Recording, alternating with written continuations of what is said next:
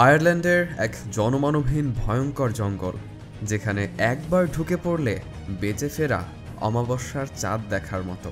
এ জঙ্গলে ফিজিক্সের কোনো ল কাজ করে না। এখানে রয়েছে ভিন্ন নিয়ম। এখানে চলে রহস্যের রিয়ালিটি শো, আর সেই শো এর দর্শক হলো দ্য ওয়াচার্স। মুভিটিতে দেখানো মানুষগুলো এই রহস্যে ভরা জঙ্গলে কিভাবে আসলো, এই অদ্ভুত দেখতে দানবগুলো আসলে কি, এখান থেকে কি আদৌ বেঁচে ফেরা সম্ভব? জানতে হলে দেখতে থাকুন রদবদলের আজকের আয়োজন দ্য ওয়াচার্স। আয়ারল্যান্ডের পশ্চিমে একটি বন আছে, যা কোনো মানচিত্রে দেখা যায় না। কেউ কেউ বলে সেখানে হারিয়ে যাওয়া আত্মারা বসবাস করে। সেই বনটা খুবই অন্ধকারাচ্ছন্ন আর ভুতুড়ে। যারা একবার সেই বনে ঢোকে তারা আর কখনো ফিরে আসে না। এই বনের মাঝে আমরা একজন লোককে পালাতে দেখি। সে সূর্যকে ফলো করতে করতে পালাচ্ছিল। এদিকে সন্ধ্যা হয়ে যাচ্ছে, এক ঝাঁক পাখি নিরাপদ আশ্রয়ের জন্য উড়ে চলে যাচ্ছে। রাতের বেলায় এই বনটা নিরাপদ নয়। লোকটা বুঝতে পারে সেই বন থেকে সে বের হতে পারবে না, তাই সে দ্রুত একটি উঁচু গাছের উপরে ওঠার চেষ্টা করে। তবে দুর্ভাগ্যবশত সে গাছ থেকে মাটিতে পড়ে গিয়ে বেশ আহত হয়ে যায়। কোনোভাবেই সে আর উঠে আবার পালাতে পারবে না, তাই শেষ চেষ্টা হিসেবে সে নিরাপত্তার জন্য একটি ছোট ছুরি হাতে নেয়। তবে সে নিজেকে রক্ষা করতে পারে না। ভয়ানক কোনো একটা কিছু তাকে টেনে নিয়ে চলে যায় এবং নৃশংসভাবে মেরে ফেলে। এরপর আমরা আমাদের মেইন ক্যারেক্টার মিনাকে দেখতে পাই। সে একটা পশু পাখির দোকানে কাজ করে। সেই দোকানের মালিক মিনাকে একটি টিয়া পাখি চিড়িয়াখানায় পৌঁছে দেওয়ার দায়িত্ব দেয়। পাখিটা নিয়ে মিনা তার বাসায় চলে যায়। কাল সেই পাখিটাকে তার গন্তব্যে পৌঁছে দেবে। পরের দিন মিনা তার গাড়ি নিয়ে পাখিটাকে পৌঁছে দেওয়ার উদ্দেশ্যে বের হয়। যাওয়ার পথে আমরা একটা জায়গায় অনেক মিসিং পোস্টার দেখতে পাই। মিনাও সেই পথেই যাত্রা শুরু করেছে। একটি গভীর জঙ্গল পাড়ি দেওয়ার সময় মিনার জিপিএস, রেডিও এবং গাড়ি একসাথে খারাপ হয়ে যায়। সে সেই জায়গায় পৌঁছে গেছে যেখান থেকে কেউ আর বেঁচে ফিরে আসতে পারে না। গভীর জঙ্গলে মিনা সাহায্যের জন্য আশেপাশে ডাকতে থাকে। এরপর মিনা যখন গাড়ির কাছে ফিরে যেতে চায় তখন গাড়িটা আর খুঁজে পায় না। সন্ধ্যা হয়ে এলে একটু পর সেই এক ঝাঁক পাখিও তার মাথার উপর দিয়ে উড়ে যায় এবং সেখানকার মাটি অদ্ভুতভাবে কাঁপতে শুরু করে। একটু দূরে মিনা একটা অচেনা বৃদ্ধ মহিলাকে দেখতে পায়। বৃদ্ধ মহিলা দৌড়ে কোথাও চলে যাচ্ছিল। মিনা তার পিছু করে, তাকে ডাকতে থাকে, কিন্তু সেই বৃদ্ধা থামে না।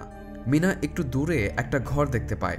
সেখান থেকে সেই বৃদ্ধ মিনাকে উদ্দেশ্য করে বলে, বাঁচতে চাইলে এখনই এখানে চলে এসো। এরপর মিনা দৌড়ে এসে ঘরে ঢুকে পড়ে, আর বৃদ্ধা খুব দ্রুত ভালো করে দরজাটা লাগিয়ে দেয়। সেই ঘরে আরও দুজন ছিল। মিনা বৃদ্ধাকে এই জায়গাটা সম্পর্কে জিজ্ঞাসা করে। বৃদ্ধা জানায় তার নাম মেডেলাইন, আর বাকি দুজন হলো কিয়ারা এবং ড্যানিয়েল, আর তারাও মিনার মতো এই জঙ্গলে হারিয়ে গেছে। মেডেলাইন মিনাকে বলে, এখন তোমাকে এত কিছু বোঝানোর সময় নেই। এরপর মিনাকে নিয়ে তারা তাদের সামনে থাকা আয়নার দেয়ালের দিকে মুখ করে দাঁড়িয়ে পড়ে। দাঁড়িয়ে থাকা অবস্থায় মেডেলাইন মিনাকে বলতে থাকে, ওয়াচার্স নামে কারা যেন তাদের রাতে দেখতে থাকে। দিনের বেলা তারা বের হতে পারে না, শুধু রাতেই তারা তাদের আশ্রয়স্থল থেকে বেরিয়ে আসে। এরপর সকাল হলে মিনা সেই জায়গা ত্যাগ করার সিদ্ধান্ত নেয়। সে কারো কথা শোনে না, একাই পাখিটা নিয়ে চলে যেতে শুরু করে। কিছু দূরে যাওয়ার পর সে রাস্তা খুঁজে না পেয়ে বসে পড়ে। হুট করে মেডেলাইন এসে তার কাঁধের উপর হাত রাখে। মেডেলাইন তাকে বলে তারা এর আগে অনেকবার তার মতো পালানোর চেষ্টা করেছে, কিন্তু প্রতিবারই হেরে গেছে। এখান থেকে বের হওয়ার কোনো পথ নেই।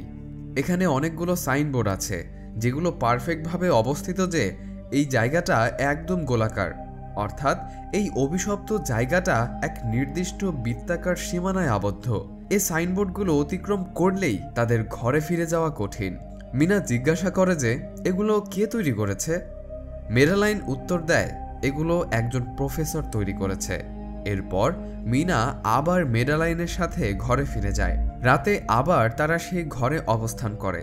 ওয়াচার্স তাদের আবার দেখতে আসে। কিয়ারা তো আজ ওয়াচার্সদের সামনে নাচছিল। তারা যে কোনো কিছুই করতে পারত, ওয়াচার্সদের শুধু না রাগালেই হলো। পরের দিন কিয়ারা ও মিনা বাইরে যায়, সম্ভবত খাবার আর কিছু লতাপাতা সংগ্রহ করতে। এতে করে কিয়ারা কিছু ঔষধ তৈরি করতে পারবে। এরপর আমরা কিয়ারার কথা শুনে জানতে পারি তার স্বামী জন 6 দিন আগে চলে গেছে, তবে এখনো ফিরে আসেনি। মিনা কিয়ারাকে জিজ্ঞাসা করে যে এই ওয়াচার্স কি চায় তাদের কাছ থেকে। কিয়ারা তাকে জানায় সেও ঠিক জানে না, তবে তারা নাকি তাদের বোঝার চেষ্টা করে। এরপর কিয়ারা মিনাকে একটি গর্তের কাছে নিয়ে আসে। এই গর্তের ভেতর দিনের বেলা ওয়াচার্স আশ্রয় নেয়। ফিরে আসার পর মেডালাইন মিনাকে বেঁচে থাকার জন্য 3টি নিয়ম মানার কথা বলে। রাতে সে ঘরের দরজা খুলতে পারবে না, আয়নার সামনে পেছনে ফিরে থাকতে পারবে না, দিনের বেলা সেই গর্তের কাছে যেতে পারবে না। ওয়াচার্স আমাদের বাঁচার অনুমতি দিয়েছে এই নিয়মগুলো মানার কারণে। এরপর আরও একবার রাত আসে আর মিনা আস্তে আস্তে আয়নার সামনে চলে যায়। আয়নাটাকে পর্যবেক্ষণ করতে থাকে, কান পেতে আয়নার বিপরীত পাশে কি হচ্ছে তা শোনার চেষ্টা করে। এরপর কোনো কিছু যখন সে বুঝতে পারে না তখন আয়নার বিপরীত দিক হয়ে ঘুমানোর চেষ্টা করে। আর এতেই ওয়াচার্সদের রাগ হয়ে যায় আর তাদের দেয়াল ধাক্কা দিতে শুরু করে। মেডালাইন মিনাকে ওয়াচার্সদের সামনে দাঁড় করিয়ে দেয় যদি এতে তারা শান্ত হয়। পরের দিন মিনা আর ড্যানিয়েল শিকার খুঁজতে বের হয়। মিনা তাকেও জিজ্ঞাসা করে যে ড্যানিয়েল এর আগে ওয়াচার্স দেখেছে কিনা। ড্যানিয়েল জবাব দেয় অবশ্যই না, যারা ওয়াচার্সদের দেখে তারা অবশ্যই সারভাইভ করতে পারবে না। মিনা আবার তাকে বলে এই সকল কথা মেডালাইন তাকে বলেছে কিনা। ড্যানিয়েল তার কথা শুনে বলে যে তুমি কি মেডালাইনকে বিশ্বাস করো না? মিনা বলে না, আমি তাকে বিশ্বাস করি না, আর আমার মনে হয় তুমিও তাকে বিশ্বাস করো না। ড্যানিয়েল মিনার সাথে একমত হয়। মিনা এরপর সেই গর্ত পর্যবেক্ষণ করার সিদ্ধান্ত নেয়। ড্যানিয়েল তাকে অবশ্য নিষেধ করে, কিন্তু মিনা তাকে বোঝায় যে সে সত্যটা জানতে চায় কিনা। এতে করে তারা এই জঙ্গল থেকে বের হওয়ার পথ খুঁজে পেতে পারে। এরপর তারা একটা বড় রশি নিয়ে আসে আর মিনা সেই গর্তে নেমে পড়ে। গর্তটা ছিল অনেকটাই গভীর। মিনা নিচে নেমে লাইট দিয়ে আগুন জ্বালালে এখানে অনেক আসবাবপত্র লক্ষ্য করে। মনে হচ্ছিল কেউ সেখানে সেই জিনিসগুলো সংরক্ষণ করেছে। মিনা রশি দিয়ে বেঁধে একটা সাইকেল আর কিছু জিনিস উপরে তুলে দেয়, আর মিনা সেখানে কারো হাতও লক্ষ্য করে, কিন্তু সূর্যের আলোর কারণে বাইরে আসতে পারে না। ফিরে যাওয়ার পর মেডালাইন মিনাকে জিজ্ঞাসা করে যে তুমি নিশ্চয়ই কিছু একটা আজ দেখেছ যেটা তোমাকে ভয় পাইয়ে দিয়েছে, কি ছিল সেটা? তবে মিনা তাকে কোনো জবাব দেয় না। সেই গর্তে মিনা একটা ক্যামেরাও পেয়েছিল যেটা তাদের ঘরের বাইরের সিসিটিভি ক্যামেরার মতো রেখা দেয় যাতে তারা ওয়াচার্সদের দেখতে পায়। রাতে তারা ওয়াচার্স দেখার জন্য বসেছিল, তবে আজ হয় ভিন্ন ঘটনা। একটু পর দরজায় কেউ একজন কড়া নাড়ে। মেডালাইন তাদের চুপ করে বসে থাকতে বলে। এটাই ওয়াচার্সদের একটা ট্রিক। সূর্যাস্তের পর কেউই এতদূর সারভাইভ করতে পারার কথা নয়। মেডালাইন আবার মিনাকে জিজ্ঞাসা করে যে সাইকেলটা সে কোথায় পেয়েছে, সে কোনো নিয়ম ভেঙেছে কিনা, একদম সত্যি কথাটাই বলতে বলে। মিনা কিছু বলার আগেই দরজার বাইরে থেকে কারো আওয়াজ শোনা যায়। কিয়ারা সেই আওয়াজটা চিনতে পারে, সেটা তার স্বামী জনের গলা। মেডালাইন তাকে দরজা খোলা থেকে আটকায়। মেডালাইন মিনাকে গিয়ে আবার জেরা করা শুরু করে। ওয়াচার্সদের তো হুট করে এমন তো করার কথা নয়। এদিকে কিয়ারকে ধরে রাখা যাচ্ছে না, সে দরজা খুলতে যাচ্ছে বারবার। মেডালাইন কিয়ারাকে বলে যে বাইরে যে আছে তাকে কিছু জিজ্ঞাসা করো যেটা তোমার স্বামী জানতো। তো কিয়ারা জিজ্ঞাসা করেছে যে কিয়ারা কোন বইটা পড়ছিল। দরজার ওপার থেকে উত্তর আসে আমি জানি না। কিয়ারা তাকে বলে যে নিচে একটা ক্যামেরা আছে, তোমার মুখটা দেখাও যেন সবাই বিশ্বাস করে। আর ওয়াচার্সরা তো কিছুটা বুদ্ধিমান, মিনাদের এ চালাকি ধরতে পেরে তারা খুব রেগে যায়। এরপর বাহিরে থাকা ক্যামেরা ভেঙে ফেলে আর আয়নার দেয়ালটা ধাক্কা দিতে থাকে। তো রাতটা কোনো রকমে পার হলে মেডালাইন সেই জিনিসপত্র আর সাইকেলটা আবার সেই গর্তে ফেলে দেয় আর আবার কোনো রকম নিয়ম ভাঙতে মানা করে দেয়। এরপর আমাদের মিনার ফ্ল্যাশব্যাক দেখানো হয়। মিনার মা মিনা আর মিনার যমজ বোন লুসিকে নিয়ে গাড়িতে করে ঘুরতে যাচ্ছিল। মিনার মা মিনাকে বলে গাড়ির জানালাটা বন্ধ করে দিতে, আর মিনা তার মায়ের কথা শুনে না। মিনার মা মিনাকে একটু বকছিল আর মিনা তার মায়ের কথা ভেঙাচ্ছিল। তার মা যখন জানালাটা বন্ধ করতে যায় তখন মিনা জানালাটার উপর হাত দিয়ে বাধা দেয়, ফলে তার হাত জানালার কাচের নিচে চাপা পড়ে যায়। আর তার মা তাকে বাঁচানোর জন্য পেছনে ঘুরলেই তাদের গাড়ি অ্যাক্সিডেন্ট করে, এতেই তার মা মারা যায়। এই ঘটনার কারণেই মিনা নিজেকে ক্ষমা করতে পারেনি। সে কারণে মিনা নিজেকে একটা খারাপ মেয়ে বলে মনে করে। এই জঙ্গলে আটকে থাকার আজ অনেক দিন হয়ে গেল। শীত পড়তে শুরু করেছে আর দিনও ছোট হয়ে এসেছে। এখন তাদের আরও সাবধানে থাকতে হয়। মিনা এখনও জঙ্গল থেকে বাড়ি ফিরে যাওয়ার পথ খুঁজে চলেছে। তো একদিন ড্যানিয়েল আর মেডালাইনের ভেতর ঝগড়া হয় আর সে মিনা আর মেডালাইনকে বাইরে রেখেই দরজা লাগিয়ে দেয়। এদিকে সন্ধ্যাও হয়ে যাচ্ছিল। তারা অনেক ডাকে ড্যানিয়েলকে, কিন্তু সে দরজা খোলে না। মিনা আর মেডালাইন একটা জায়গায় লুকিয়ে পড়ে, ওয়াচার্সরা দেখে ফেলার আগ দিয়ে। কিছুক্ষণ লুকিয়ে থাকার পর তারা প্রথমবারের মতো ওয়াচার্সদের দেখা পায়। এরপর একে একে অনেক ওয়াচার্স একসাথে হয়ে তাদের ঘরের দিকে এগোতে থাকে। আর ড্যানিয়েল ভেতর থেকে বলে ওঠে, তারা আমাদের সাথে নেই। আর তখনই ওয়াচার্স মিনা আর মেডালাইনদের শিকার করতে চলে যায়। এরপর মিনা আর মেডালাইন সুযোগ বুঝে আবার ড্যানিয়েলকে দরজা খোলার জন্য ডাকতে থাকে। এরপর অবশ্য ড্যানিয়েল দরজা খুলে দেয়। মেডালাইন ড্যানিয়েলের উপর খুব রেগেছিল, তাও ড্যানিয়েলকে মারতে গিয়েও মারে না, শুধু বকা দেয়, তোমাকে আরও আগেই মেরে ফেলা উচিত ছিল। তারা আবার আয়নার সামনে দাঁড়িয়ে পড়ে। এরপরে মেডালাইন সবার উদ্দেশ্যে বলে, আমি তোমাদের কোনো মিথ্যাই বলিনি, তবে কিছু সত্য অবশ্যই তোমাদের কাছ থেকে লুকিয়েছি। আমি এদের সম্পর্কে পড়েছিলাম। প্রথমে ভেবেছিলাম এরা হয়তো পরীদের মতো, কিন্তু পরে বুঝলাম এরা তো আসলে একদম মনস্টার। এরা রূপও বদলাতে পারে।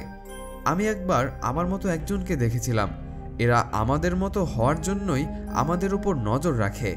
তবে মেডালাইনের এই কথাটাও মিথ্যা, আর একটু পরে বুঝতে পারবে।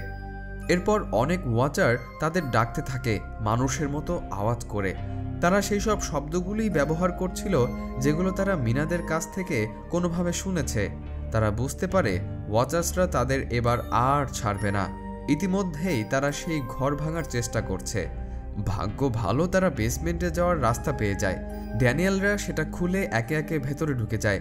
নিচে এসে তারা অবাক হয়ে যায়। এটা এমন এক কক্ষ যেন মনে হচ্ছে আগে এখানে কেউ রিসার্চ করত। এখানে অনেক জিনিসপত্র মজুদ ছিল।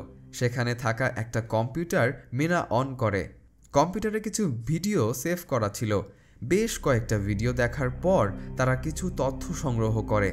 যেমন এখানে একজন প্রফেসর আগে রিসার্চ করত ওয়াচার্সদের সম্পর্কে। তিনি এমন এক ওয়াচার্সের দেখা পান যে কিনা দিনের আলোতেও চলাচল করতে পারত। সেটা তার বন্ধু হয়ে ওঠে। এরপর একদিন তিনি নিজেকে এবং সেই ওয়াচার্সকে গুলি করে মেরে ফেলে এবং মারা যাওয়ার আগে তিনি আরও বলেন যে কিছু রহস্যই থাকা ভালো। যদি এখানে আসার পর কেউ বেঁচে ফিরতে পারো তাহলে আমার ইউনিভার্সিটি গিয়ে সকল রিসার্চ ধ্বংস করে দিও। পাখিদের অনুসরণ করলেই তোমরা বাইরে যাওয়ার রাস্তা পেয়ে যাবে। আর নদীতে একটা বোট রাখা আছে, সে বোটে করে তোমরা এই জঙ্গল থেকে বের হতে পারবে। সবাই তো বাইরে যাওয়ার রাস্তা পেয়ে খুব খুশি হয়ে যায়। চারজনে মিলে সকাল সকাল বেরিয়ে পড়ে। মিনা তার পাখিটাকে ছেড়ে দেয় তার পিছু করবে বলে। পাখিটা যে ডিরেকশনে উড়ে যায় তারাও সেই ডিরেকশনেই ফলো করতে থাকে। যাওয়ার পথে তারা আবার আরেকটা জিনিস আবিষ্কার করে। ম্যাডলিন তাদের বলতে থাকে, দেখছো এই গোলাকার জায়গাটা? এটাই সেই স্থান যেখানে পরীদের বন্দী করা হয়েছিল। অনেক আগে মানুষ আর পরীদের মধ্যে যুদ্ধ হয়েছিল। মানুষ তাদের পাখা কেটে নেয়, ক্ষমতা কেড়ে নেয়, তারপর তাদের আটকে রাখে। এই চিহ্নটা সেই কারাগারেরই দরজার মতো, যেখানে তাদের আটকে রাখা হয়েছিল, যেন তারা আর কখনো বাইরে না আসে। এরপরে আবার তারা যাত্রা শুরু করে। এগোতে এগোতে সন্ধ্যা হয়ে যায়। ওয়াচার্সরা আবার গর্ত থেকে বেরিয়ে আসতে শুরু করে। তারা কোনো রকমে যান নিয়ে পালাতে পালাতে নদীর পাড়ে চলে আসে। প্রফেসরের বলা বোট খুঁজে বের করেই যখন তারা সবাই মিলে পালাতে যাবে তখন দেখে ড্যানিয়েল তাদের সাথে নেই। এদিকে ড্যানিয়েল একটা বোকামি করে বসে। সে একজনের ডাক শুনে তাকে সাহায্য করতে চলে যায়। সে নিশ্চয়ই কোনো মানুষ নয়। ড্যানিয়েল সেখানে আর সারভাইভ করতে পারে না। ওয়াচার্সরা তাকে মেরে ফেলে। মিনাদের কিছুই করার নেই। বাধ্য হয়ে তারা ড্যানিয়েলকে ছাড়াই নদী পার হয়। সকাল হয়ে যায়। বোটের ওপর তাদের তিনজনের ঘুম আসে। তারা এখন নিরাপদ। এরপর তারা নিশ্চিন্তে বাসে উঠে চলে যায়। পরের দিন মিনা সেই প্রফেসরের ইউনিভার্সিটিতে যায়। সেখানে গিয়ে সে আরও কিছু তথ্য পায়।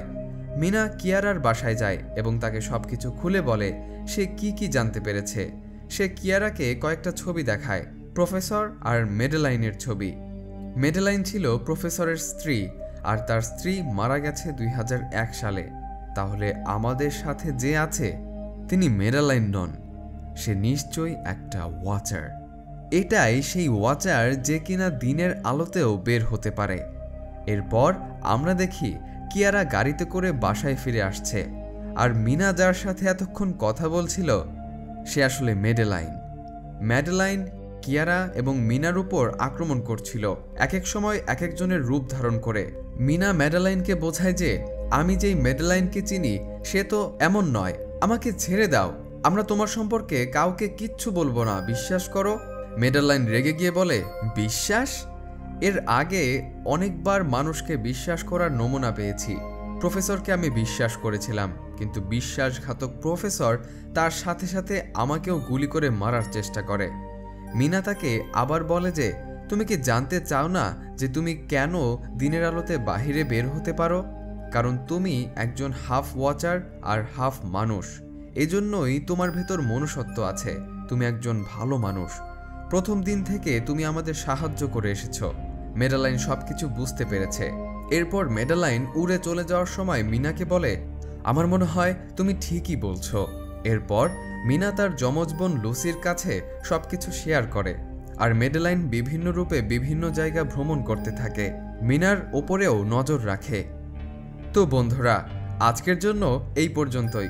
কমেন্ট করে জানিয়ে দিন কেমন লাগলো আমাদের আজকের এই ভিডিও। রদবদল চ্যানেলে নতুন হলে সাবস্ক্রাইব করে পাশে থাকার অনুরোধ রইল। ধন্যবাদ।